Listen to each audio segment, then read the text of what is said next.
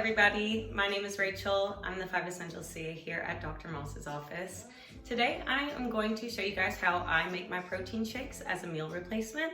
This is something a ton of people have asked questions about, so we thought that we would do a little at-home video and show you guys exactly how we do it. So a few things when it comes to protein: it is crucial. It is one of the most important macronutrients that you can get in your diet. We have a few different proteins that we carry at our office. My favorite is the grass-fed whey protein. Now, if you're somebody who has a dairy sensitivity like me, this should be okay. The process in which whey is created takes about 95% of the lactose out, so this should be all right. Now, if you are allergic, we do carry a plant-based protein in our office as well, so just let us know and we'd be happy to grab that for you behind the counter.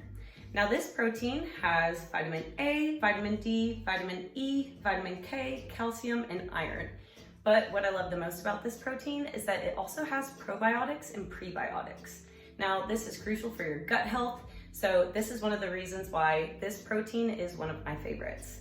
This is the vanilla one, but we also do carry chocolate if you're more of a chocolate person. So I am going to grab my Ninja blender.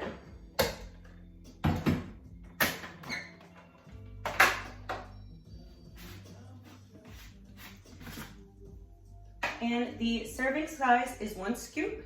If you have a protein scooper, you can keep that in here. I just have a spoon and I just kind of eyeball it.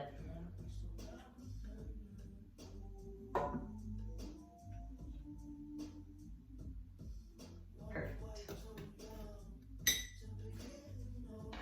Now, whenever it comes to any sort of smoothie, protein shake, anything like that, I always have one special ingredient. I don't ever use ice. I use frozen banana. Now, I always open up my bananas first. I'll slice them into pieces and then I'll put them in a cup or a bowl, cover them, and keep them in the freezer.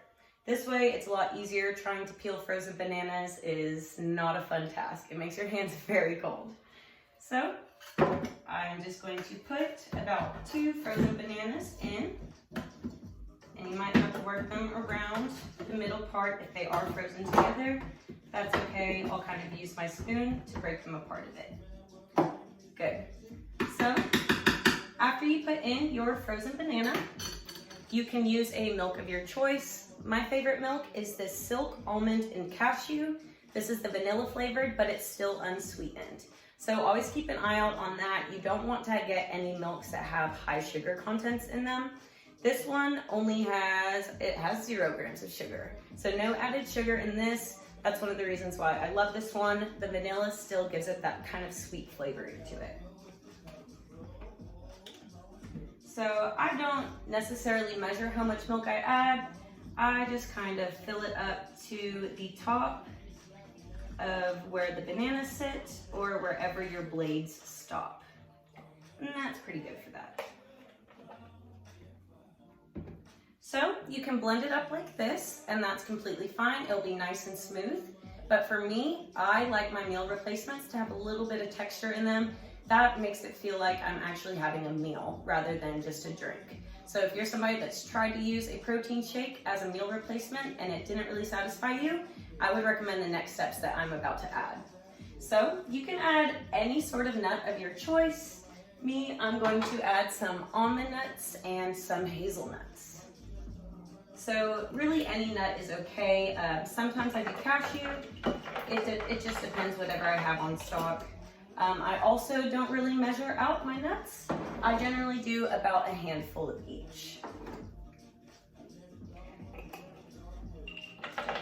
Put in a few hazelnuts. Now, a few other things I like to add is cacao nibs. Now that's really gonna give that nice texture to it so that you kind of have to chew through your shake. It really makes you feel like you've had that meal.